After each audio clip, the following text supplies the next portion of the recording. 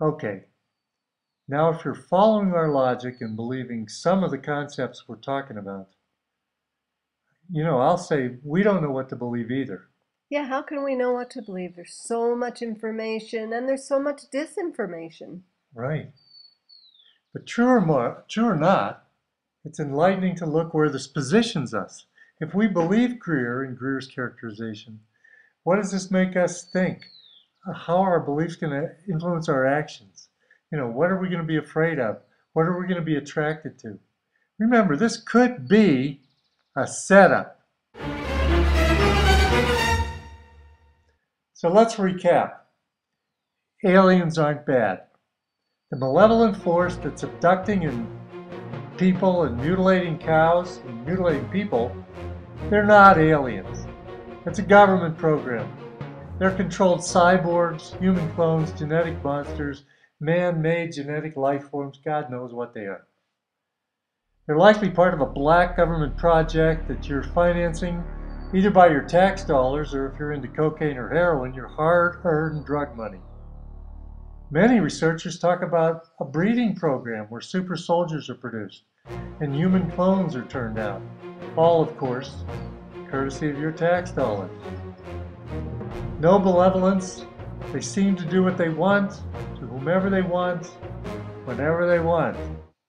But this collection of atrocities, along with other bad government and bad big club actions, like NSA spying in the emerging police state, the CIA being exposed for countless assassinations, including the Kennedys, the government standing down and allowing the Twin Towers to be blown up, and you have an alliance of darkness that humans will be further and further frightened and repulsed by. You have the perfect bad guys. And then, of course, there are the real aliens. They've been out there looking out for us for millennia. And actually, I believe that. Um, they want to contact with us. They're super powerful, super strong, totally benevolent. They wouldn't think of doing anything to harm us.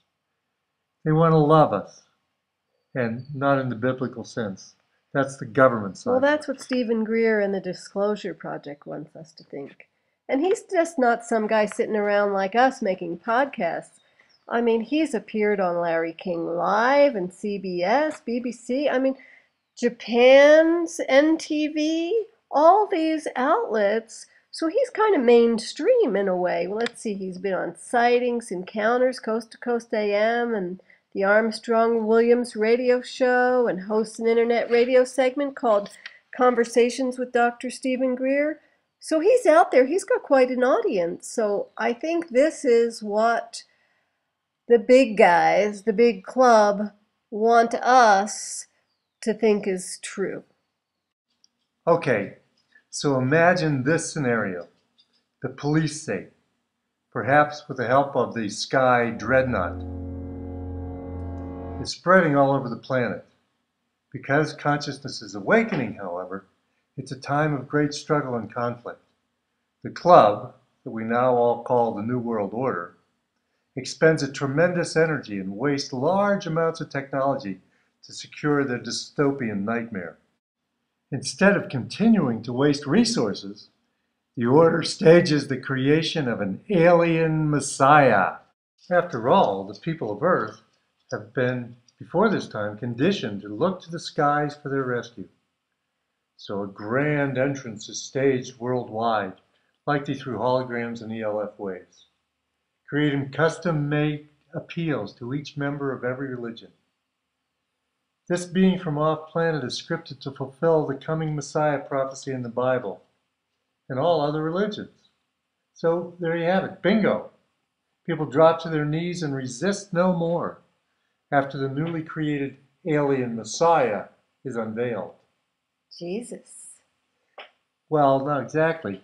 It might have happened before in history, but before we talk about that, let's look at two additional concepts that might put this maneuver into the range of believability for more of you. First is the theory of the breakaway civilization. and the other supposedly is a published government document called Project Blue Beam. Breakaway civilization is a theory first articulated by Richard Dolan, who is incidentally my favorite UFO researcher and author.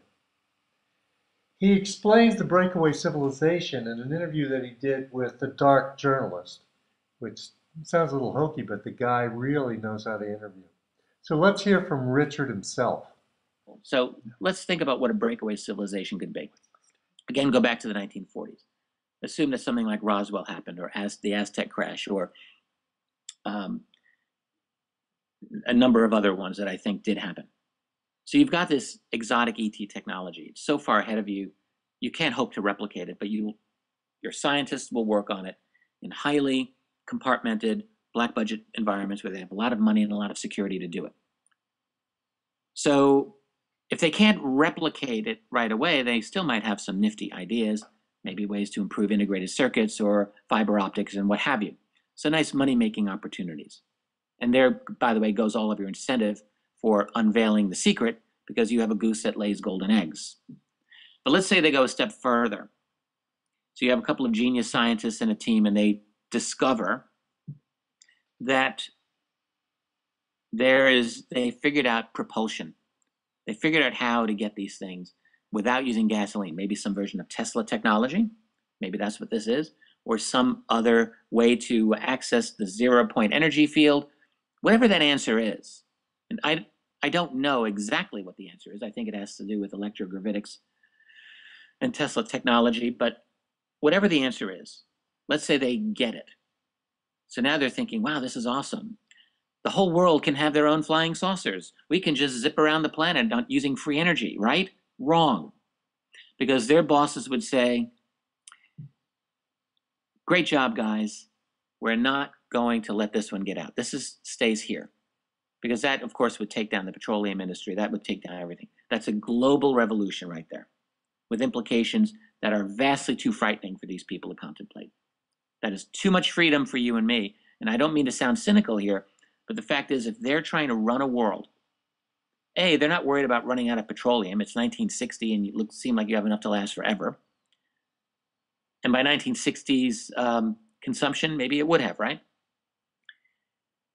And without the environmental problems that they weren't considering or any of that stuff. So from their point of view, petroleum was not an issue.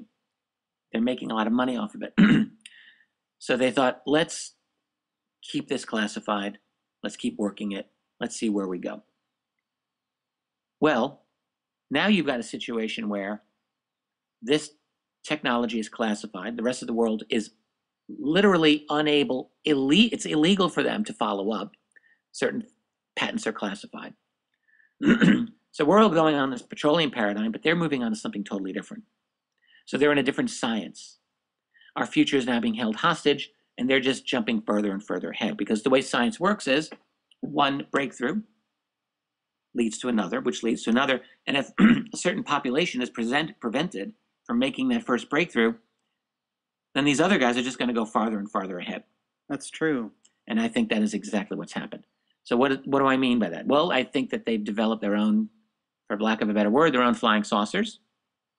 There's a fair amount, believe it or not, of good, I would say, intriguing and probably truthful leaked testimony that says exactly that we've actually had some version of flying saucer for a number of decades now.